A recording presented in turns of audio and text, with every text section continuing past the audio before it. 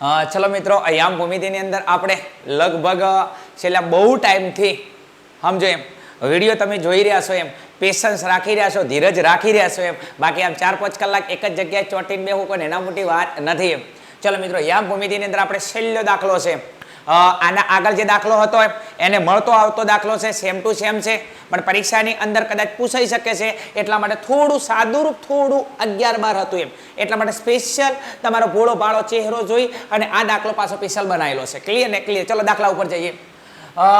A 6 1 બીના બિંદુઓ આપેલા છે A B C અને D.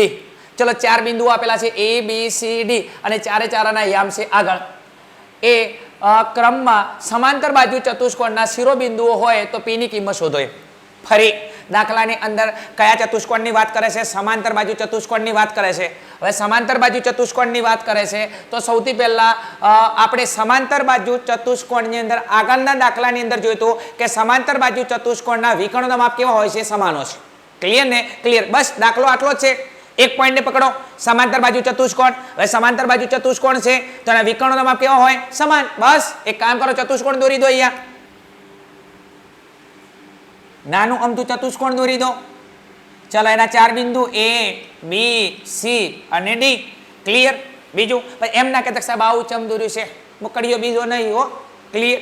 પરીક્ષાની અંદર ચતુષ્કોણ ના કે બરાબર છે કે આવું આડું ચમ દોર્યું છે એના કોઈ માર્ક્સ નથી. દાખલો ગણવા માટે ખાલી આધાર લીધો છે. ચલો દરેકના યામ આપણે જોડે છે. ચલો A ના યામ 6 અને 1, B ના યામ 8 અને 2, ચલો C ના યામ 9 અને 4 અને D ના યામ કેટલા છે? P અને 3. P અને 3 તમે જોઈ શકો છો. દરેકની અંદર બે કિંમત 6 1 8 2 9 4. અહીંયા તમે જો D ના યામની અંદર અહીંયા P ની કિંમત નથી તો દાખલાની અંદર હીરો કોણ હે? દાખલાનો ક્લિયર. તો આ દાખલાનો હીરો કોણ છે? P. શું છે? P. પણ એમ ના કે સાહેબ હિરોઈન કોણ છે? હિરોઈન નથી, હિરોઈન વગરનું પિક્ચર છે એમ. ક્લિયર. એટલે એનો મતલબ કે એક જ કિંમત શોધવાની છે, બે કિંમત શોધવાની નથી. આગળના દાખલા x અને y બંને લાવવાના હતા. આ દાખલા માત્ર P ની કિંમત લાવવાની છે. ચલો એક કામ કર, દાખલાની શરૂઆત ક્યાંથી કરીશું? સમાંતર બાજુ ચતુષ્કોણ છે તો પહેલા લખી દઈશું અહીંયા આપણે. શું લખશે અહીંયા? સમાંતર બાજુ ચતુષ્કોણના વિકર્ણોના માપ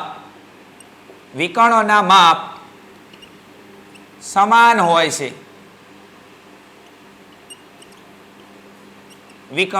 એના વિકર્ણો કેવા હોય છે? સમાન હોય છે. ક્લિયર. વિકર્ણોના માપને વિકર્ણો સમાન હોય છે. ક્લિયર. સમાંતર બાજુ ચતુષ્કોણના વિકર્ણોના માપ કેવા હોય છે? સમાન થાય. વિકર્ણો કેવા હોય છે? સમાન હોય છે. હવે એક કામ કરી નાખો. વિકર્ણ એટલે કયા કયા? એક આપણો AC અને એક આપણો BD. આગળના દાખલાની અંદર તમે જોયું જ છે. ક્લિયર ને? ક્લિયર. વિકર્ણ એટલે અહીંથી વચ્ચે વચ. ક્લિયર. જે બે ભાગ કરે છે, એક આપણો વિકર્ણ AC અને એક આપણો BD. તો એક કામ કરો, એના બંને વિકર્ણો સમાન હોય તો બે વિકર્ણ કયા? એક AC અને એક BD. તો એક કામ કરો, AC ના મધ્ય બિંદુઓ બરાબર BD ના મધ્ય બિંદુઓ. તો અહીંયા લખી દો AC ના મધ્ય બિંદુઓ બરાબર BD ના મધ્ય બિંદુઓ. ક્લિયર. ચલો હવે એક કામ કરી નાખો, મધ્ય બિંદુનું સૂત્ર લખવું પડશે. કેટલી વખત? 2 વખત છે. અહીંયા AC ના મધ્ય બિંદુ માટે, અહીંયા BD ના મધ્ય બિંદુ માટે મધ્ય બિંદુનું સૂત્ર તમને આવડે છે. કયું? x1 + x2 ભાગ્યા 2 અને y1 + y2 ભાગ્યા 2. આ ચેપ્ટરનું સૌથી ઈઝી સૂત્ર કયું હોય? મધ્ય બિંદુના યામનું એમ. ક્લિયર. ચલો આ AC માટે લખ્યું. હવે એક કામ કરો, BD માટે લખો x1 + x2 ભાગ્યા 2 અને y1 + y2 ભાગ્યા 2.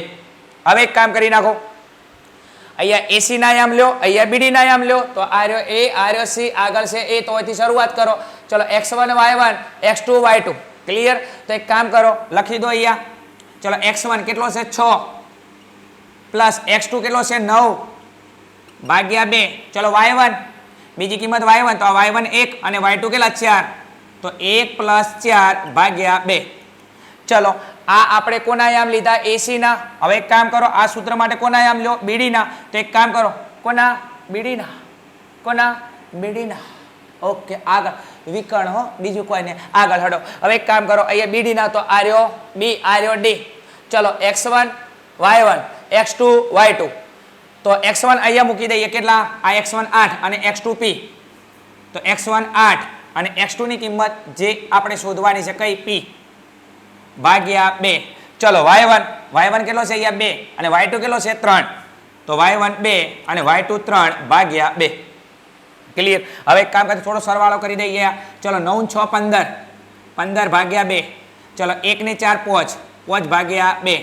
આગળ ચલો આમાં બીજું અહીંયા તમે જો હાલ સાદુરૂપ ના આલી કેમ કે અહીંયા p છે, હીરો હે હાર હેડ વિલન છે તાર તો કે એમ બરાબર છે, તારું ભળવું છે. ક્લિયર. આગળ હડો તો 8 + p ભાગ્યા 2 એનું સાદુરૂપ ના લવરાય. ક્લિયર. કેમ કે એક ચલ છે ને એક સંખ્યા છે એટલા માટે. ચલો 2 ને 3 5, 5 ભાગ્યા 2. ક્લિયર. ક્લિયર. હવે એક કામ કરી નાખો, આપણે શોધવાનું શું છે, p ની કિંમત શોધવાની છે. તો એક કામ કરી નાખો, x વાળું પદ કયું છે આપણું, આ રહ્યું x વાળું, આ રહ્યું x વાળું. બીજું યાદ રાખજો આપણે જે શોધવાનું છે એ જ વસ્તુનો ઉપયોગ કરીએ છીએ.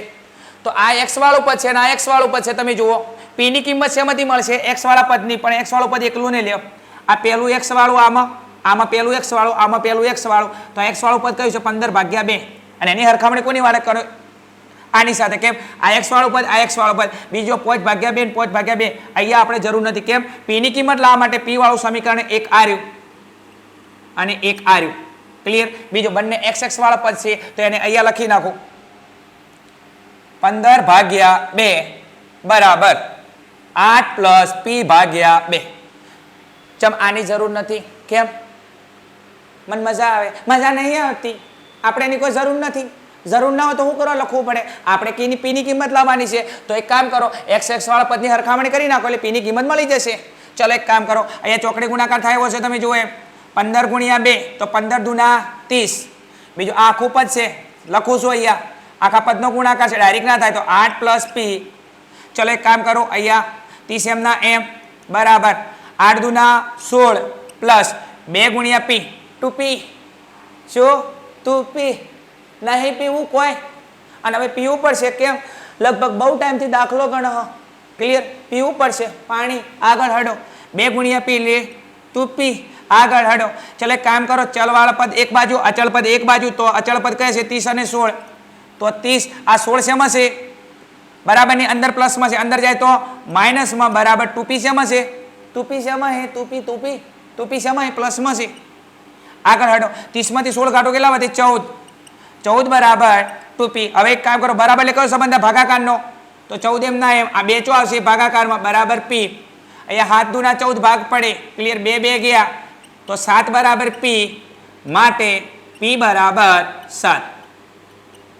કોની કિંમત લાવવાની કીધી હતી, p ની. તો p ની કિંમત કેટલી મળી જાય આપણે 7 મળી જાય. દાખલાનો જવાબ આવી ગયો. દેખાય છે, દેખાય છે. ક્લિયર. બીજું વિદ્યાર્થી મિત્રો, લગભગ યામ ભૂમિતિની અંદર આના બારનો કોઈ દાખલો નહીં આવે, સમજો. બીજું કદાચ રકમ બદલ છે થોડા ઘણી 11 12 કરશે, પણ બની શકે છે કે અંદર જે સૂત્રની અંદર જે આવે છે દાખલાની જે મેથડ આવે છે એ મેથડ આપણે બદલાવાની નથી. એમ બીજું ખાસ વસ્તુ એમ કે આવો નવો સાથ સહકાર સપોર્ટ કરતા રહેજો. પહેલી પરીક્ષાની અંદર તમે ધારો છો એના કરતાં 110% તમારા ગણિતની અંદર અત્યાર સુધી જે માર્ક્સ આવ્યા છે એના કરતાં તમારું રિઝલ્ટ આપશે જો ખરેખર તમે દાનતથી વિડીયો જોયો હોય તો. એમ ક્લિયર ને ક્લિયર. ખાસ બરોબર છે. યામ ભૂમિતિની અંદર તમે પ્રથમ પરીક્ષા હોય, બીજી પરીક્ષા હોય, બોર્ડની પરીક્ષા હોય, જો તમે આટલો વિડીયો જોઈને ખાલી યામ ભૂમિતિની અંદર જશો તો આના બહારનો કોઈ દાખલો નહીં, આ દાવા અને ગેરંટી સાથે કહી શકો છો. પણ જો તમે પેશન્સ રાખી અને દાખલો ગણ્યો હોય તો બીજું કોઈ ટેન્શન ના લેતા, હું તમારી સાથે છું. ચેનલ આપણી નવી છે, થોડો સાથ સહકાર સપોર્ટ આપશો, બહુ મજા આવશે. તમારી સાથે અવારનવાર જેમ જેમ મને ટાઈમ મળશે એમને એમ આવા વન શોટ રિવિઝનના વિડીયો અપલોડ કરતો રહીશ. પણ એક વસ્તુ તમારા સાથ અને સહકારના સપોર્ટની જરૂર છે. બીજું ઘણા બધા વિદ્યાર્થીઓ તમારા આજુબાજુની અંદર 10માની અંદર તમારા મિત્ર ફ્રેન્ડ સર્કલ હોય કે ખરેખર જેને ભણવું છે, જેના ઘરની આર્થિક પરિસ્થિતિ ખરાબ છે, કોઈ બીજી જગ્યાએ ટ્યુશન જઈ શકતા નથી, એમ તો એવા વિદ્યાર્થીઓ સુધી આપણી ચેનલ મોકલાવજો. આ એક પુણ્યનું કામ છે, આ એક સેવાનું કામ છે.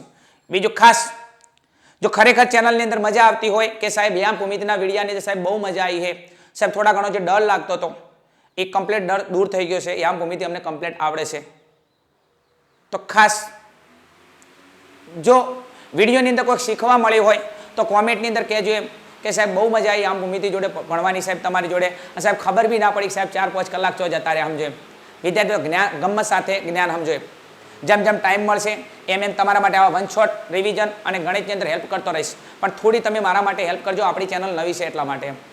બીજું ખાસ વધારે નહીં કહેતો, પ્રથમ પરીક્ષા આવશે તો પ્રથમ પરીક્ષાની સિલેબસની અંદર જેટલા બી ચેપ્ટર પૂછાવાના છે એ દરેક ચેપ્ટરના ટાઈમ મળશે તો આ 1 શોર્ટ રિવિઝનના વિડીયો અપલોડ કરીશ, જેના કારણથી સમજો એમ કે તમે ગણિતની અંદર મેક્સિમમ માર્ક્સ તમે કવર કરી શકો એમ.